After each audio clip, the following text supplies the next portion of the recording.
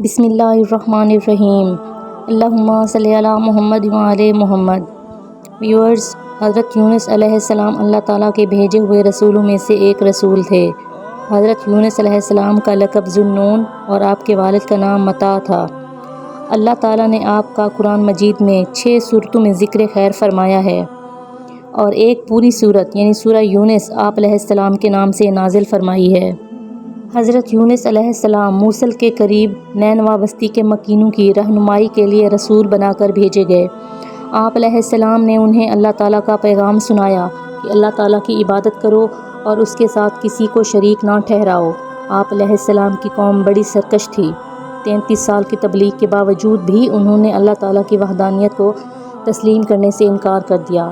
آپ علیہ السلام نے دل برداشتہ ہو کر ان کو اللہ تعالیٰ کی طرف سے سخت عذاب کی خبر سنائی، جس پر قوم کے سرکش لوگوں نے آپ علیہ السلام کی باتوں کا مذاق اڑاتے ہوئے کہا کہ اگر تمہارے پروردگار کی طرف سے عذاب آنے والا ہے تو ہمیں اس کا وقت بتاؤ۔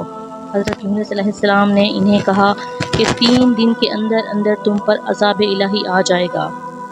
حضرت یونس علیہ السلام اپنی قوم کو عذاب کا وقت بتانے کے بعد اللہ تعالیٰ کی طرف سے ہجرت کا حکم ملنے سے پہلے ہی نینوا بستی سے نکل گئے۔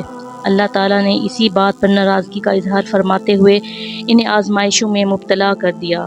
فرمان الہی ہے، مچھلی والے یعنی حضرت یونس علیہ السلام کو بھی یاد کیجئے جب وہ اپنی قوم سے ناراض ہو کر چل دیے اور وہ یہ سمجھے کہ ہم انہیں پکڑ نہ سکیں گے۔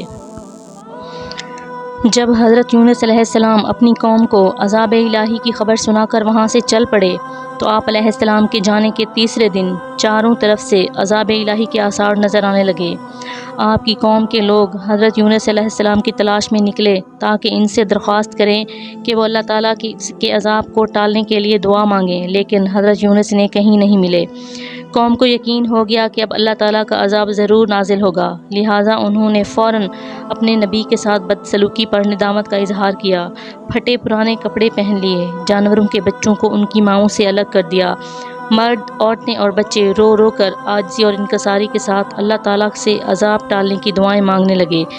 جانور اپنے بچوں سمیت آواز نکالنے لگے اور بڑا رقت آمیز منظر پیدا ہو گیا۔ اللہ تعالیٰ کی رحمت جوش میں آئی اور اس نے قوم یونس پر آنے والے عذاب کو ٹال دیا۔ حضرت یونس علیہ السلام اپنی قوم سے دل برداشتہ ہو کر بستی سے نکل گئے تو دریا میں سفر کرنے کے لیے مسافروں سے بھری ایک کشتی میں سوار ہو گئے۔ جب کشتی دریا کے درمیان پہنچی تو ڈگمگانے لگی اور قریب تھا کہ وہ ڈوب جائے۔ ملاح نے کہا کہ کوئی ایسا مسافر کشتی میں سوار ہے جو اپنے مالک سے بھاگ کر آیا ہے۔ جب تک وہ کشتی سے نہیں نکلے گا کشتی کنارے نہیں پہنچ سکے گی۔ کشتی میں سوار افراد میں سے کوئی بھی اپنے آپ کو مالک سے بھاگنے والا تصور نہیں کر رہا تھا۔ آخر کار مسافروں نے آپس میں مشورہ کر کے یہ طے کیا کہ قرعہ اندازی کر لیتے ہیں، جس کے نام کا قرعہ نکلے گا اسے دریا میں پھینک دیں گے تاکہ باقی مسافر اپنی منزل تک پہنچ سکیں۔ چنانچہ قرعہ اندازی کی گئی تو قرعہ حضرت یونس علیہ السلام کے نام نکلا۔ آپ کو دیکھ کر لوگ کہنے لگے کہ اتنا خوبصورت، حسین و جمیل، پاکیزہ اور معصوم صورت والا اپنے مالک سے بھاگا ہوا نہیں ہو سکتا، لہٰذا دوبارہ قرعہ اندازی کی جائے۔ جب دوسری بار قرعہ اندازی کی گئی تو پھر بھی حضرت یونس کا نام ہی نکلا۔ لوگوں نے تیسری بار قرعہ اندازی کرنے کو کہا۔ جب تیسری بار قرعہ اندازی کی گئی تو پھر بھی قرعہ میں آپ کا نام ہی نکلا۔ آپ فوراً سمجھ گئے کہ اپنے مالک سے بھاگا ہوا غلام میں ہی ہوں، کیونکہ میں اللہ تعالیٰ کی اجازت کے بغیر اپنی بستی سے نکل آیا ہوں، لہٰذا آپ نے خود ہی دریا میں چھلانگ لگا دی۔ جیسے ہی آپ نے دریا میں چھلانگ لگائی، اللہ تعالیٰ نے دریا کی ایک بڑی مچھلی کو حکم دیا کہ اپنا منہ کھول کر انہیں اس طرح سے نگل لو کہ ان کے گوشت اور ہڈیوں کو ذرا بھی نقصان نہ پہنچے۔ اس مچھلی نے منہ کھول کر حضرت یونس علیہ السلام کو زندہ سلامت نگل لیا اور دریا کی گہرائی میں چلی گئی۔ حضرت یونس علیہ السلام جب مچھلی کے پیٹ میں پہنچ گئے اور وہاں اپنے آپ کو زندہ محسوس کیا تو اپنی غلطی کا اعتراف کرتے ہوئے اللہ کے حضور گڑ گڑائے اور اللہ تعالیٰ کی خوب تسبیحات بیان کیں۔ جب آپ نے اللہ تعالیٰ کی تسبیح کے ساتھ دعائیہ کلمات کہے تو اللہ تعالیٰ نے آپ کی دعا کو فوراً قبول فرما لیا اور آپ کو غم سے نجات عطا فرمائی۔ اللہ تعالیٰ نے 40 دن کے بعد مچھلی کو حکم دیا کہ دریا کے کنارے جا کر انہیں اپنے پیٹ سے باہر اگل دو۔ مچھلی نے اللہ تعالیٰ کے حکم کی تعمیل کرتے ہوئے آپ کو باہر اگل دیا۔ اللہ تعالیٰ نے وہاں آپ پر کدو کی بیل اگا دی۔ آپ مچھلی کے پیٹ میں رہنے کی وجہ سے بہت زیادہ کمزور ہو گئے تھے اور آپ کا جسم بہت زیادہ نرم ہو گیا تھا۔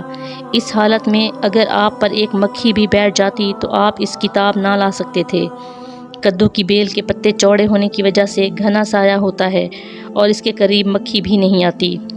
اس کے ساتھ ساتھ آپ کے لیے ایک دودھ دینے والی ہرنی کو پابند کر دیا جو صبح و شام آپ کو دودھ پلانے آیا کرتی تھی، یہاں تک کہ آپ بالکل تندرست ہو گئے، اور جب واپس قوم کے پاس آئے تو دیکھا کہ وہ تمام مسلمان ہو چکے تھے۔